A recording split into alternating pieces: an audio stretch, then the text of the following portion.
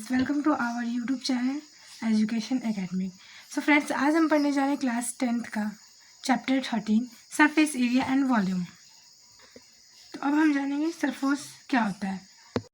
तो हमें पता है कि सरफेस एरिया क्या होता है। Surface area is the amount of space covering the outside of 3 dimensional shaped.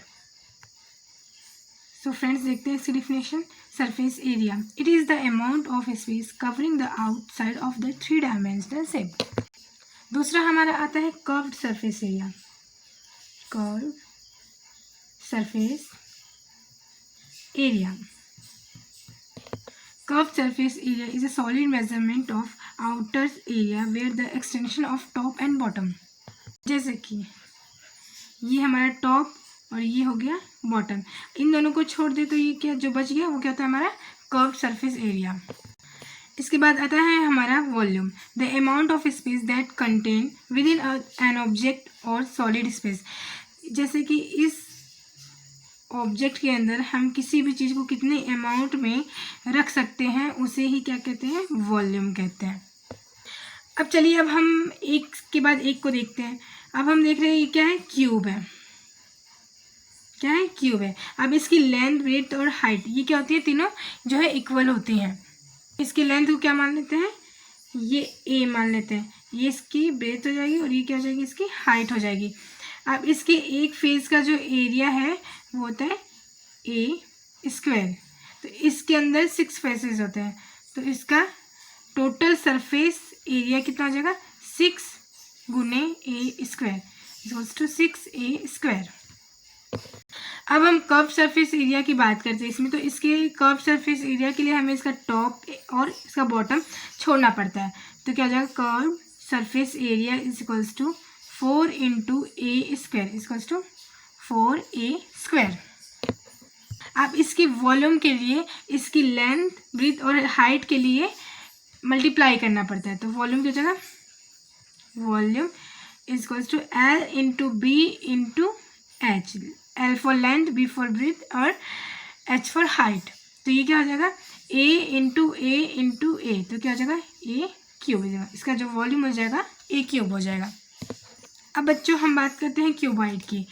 अब ये होती है इसकी लेंथ होती है, ये होती है विड्थ, ये क्या होती है हाइट। अब इसकी टोटल सरफेस एरिया होती है 2LB plus BH plus HL।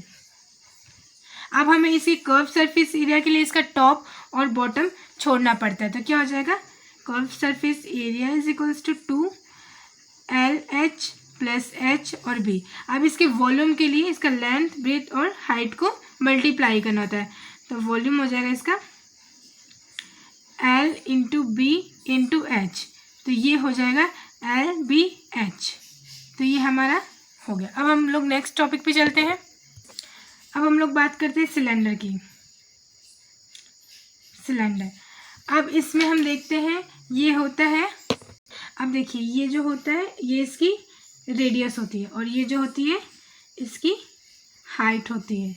तो जब हम इसकी टोटल सरफेस एरिया की बात करते हैं, TSA की बात करते हैं, तो 2πRH प्लस 2πR स्क्वायर। तो यहाँ से हम लोग 2πR को कॉमन ले सकते हैं, तो हो जाएगा 2πR, यहाँ पे हो जाएगा H प्लस R, ये हो जाएगा। तो इसका जो टोटल सरफेस एरिया हो जाता है 2πR into H plus R। अब इसकी कर्व सरफेस एरिया के लिए हम लोग क्या करेंगे, टॉप और बॉटम को छोड़ देते हैं। तो इसका टॉप और बॉटम जो है इसका सर्कल है, तो इसका कर्व सरफेस हो जाएगा 2πRH और इसका जो है वॉल्यूम हो जाएगा VOLUM, volume is equals to πR square H। अब हम बात करते हैं कोन की। अब ये क्या होता है, इसका रेडियस होता है, ये जो होता है इसका हाइट होता है और ये होता है इसका स्लैन हाइट। तो इसका जो टोटल सरफेस एरिया होगा, तो यहाँ पे हम लोग देखेंगे एक सर्कल है, तो एक हो जाएगा πR स्क्वायर प्लस πRL। तो यहाँ से हम लोग πR को कॉमन ले सकते हैं, πR कॉमन हो जाएगा तो यहाँ पे R प्लस एल। तो इसका टोटल सरफेस एरिया क्या हो गया, pi are l into r plus 1। अब इसके कर्व सरफेस एरिया के लिए हम लोग क्या करते हैं, टॉप और बॉटम छोड़ देते हैं। इसके बॉटम में कुछ है ही नहीं, इसका फिर हम लोग इसका अपर साइड छोड़ देंगे। तो कर्व सरफेस एरिया हो जाएगा पाई आर एल। इसका वॉल्यूम जो हो जाएगा, ये हो जाएगा volume equals to 1/3 pi R square H. अब स्टूडेंट हम बात करते हैं स्फीयर की। तो ये पूरी बंद शेप होती है, शेप होता है इसका। अब ये होता है इसका आर, इसका कर्व सरफेस एरिया और टोटल सरफेस एरिया जो है वो इक्वल होता है।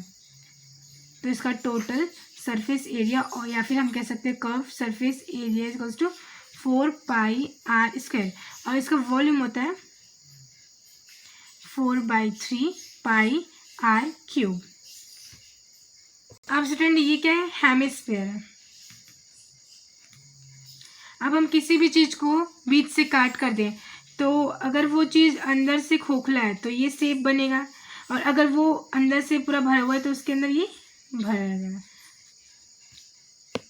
अब देखिए हेमिस्फीयर का कर्व सरफेस एरिया तो होता है 2 पाई आर स्क्वायर, और जिसका टोटल सरफेस एरिया होता है, जब हम टोटल लेते हैं टोटल सरफेस एरिया होता है 2 पाई आर स्क्वायर प्लस इसके जो ऊपर सर्कल बना है उसका भी एरिया ऐड हो जाएगा, तो यहाँ पे हो जाएगा पाई आर स्क्वायर। तो ये हो जाएगा 3 पाई आर स्क्वायर। और हेमिस्फीयर का जो है वॉल्यूम है, वॉल्यूम होता है इसका होता है 2/3 पाई आर क्यूब।